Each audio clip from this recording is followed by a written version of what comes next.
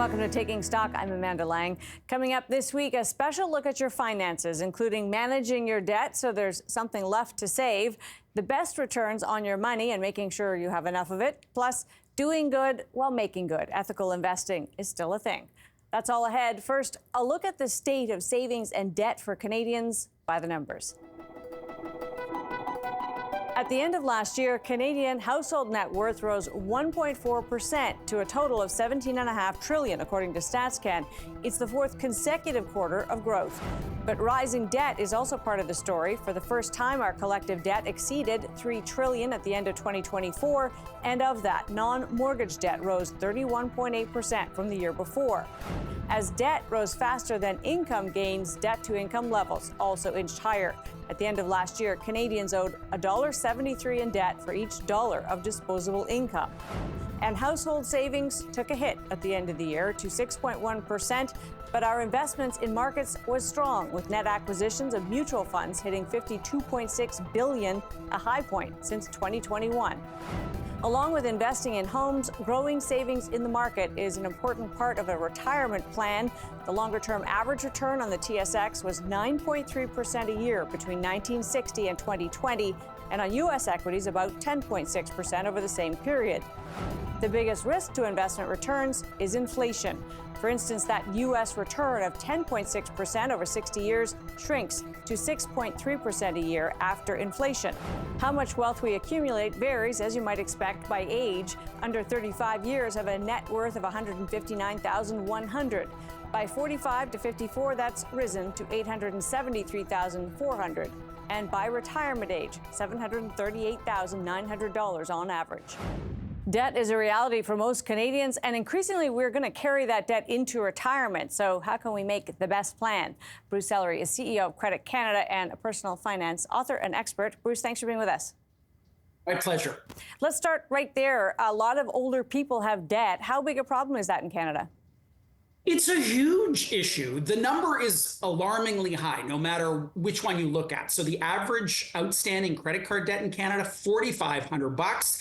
Average debt, $21,000 when you roll in the lines of credit. The total is $2.5 trillion, and debt to income is 180%. So you don't have to look to any other data points to see we've got a problem. So what, in terms of people who are getting older, and I often think, if there's an 18-year-old watching a special in personal finance, super easy advice. Start saving now, save 5% of your income for the rest of your life. You're going to be golden. If you're 50 and you have a lot of debt, and the chances are you do, especially because of the way the housing market is now, how do you advise people who are starting to get really worried as their retirement is coming into sight, what they should be thinking about when it comes to that debt? So there's 5 steps you need to take, and they're the exact same whether you're 18 or 65. And the first step is lay the foundation. And I think the advice I'd give to folks, over the age of 50 is look at what your priorities need to be in terms of the things you can work on. Because there's so much coming at people. Should I focus on retirement savings and taxes and all that stuff? The priority pyramid, which is one of the models we use, has you look at, is it a cash flow issue? Is it debt repayment? Is it savings? And then when you figure out where you are on that pyramid, focus ruthlessly on the actions that are going to make the biggest difference. So laying the foundations about choosing your priorities, and then, determine what you want and develop the plan. A lot of people have a lot of wishful thinking about their personal finances. Like they kind of walk through life with their hands over their ears and they're like, la, la, la, la, la, la, largely oblivious. Very few people who've got that issue have thought through, like, what am I actually doing about that? What's that plan actually look like? All right, and walk me through the 5. The pyramid, obviously figuring out sort of what your needs are. What else are we doing to make sure we can get our affairs in order? So number 2, determine what you want. Number 3, develop the plan. Number 4, take action, like actually doing some things, overcoming procrastination.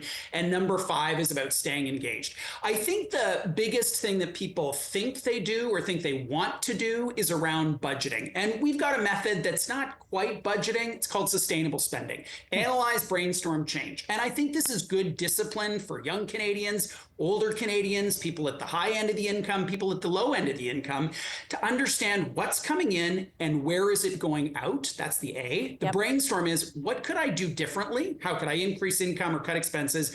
And then the C, ABC, commit to change. Make some choices, hard choices, about how you're going to alter the trajectory of your financial life. Debt is not all created equal. We know that. There's bad debt, right, including credit card debt, which is very high interest. There's so-called good debt, like a house where you're building equity in something.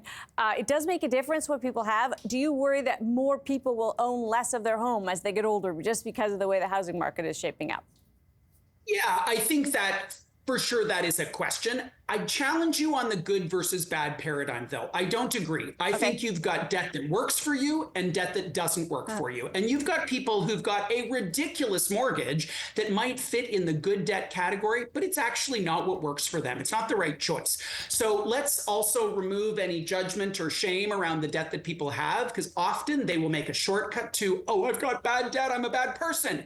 You're not a bad person. You've got what you've got. Your circumstances are what they are. And let's get focused on developing a plan that's going to move you to where you want to go. Bruce, so good to have you for this. Appreciate your time. You're welcome. Bruce Sellery is CEO of Credit Canada. Coming up, relatively low interest rates have made low-risk investing less appealing. So how can you grow your nest egg? Stay with us.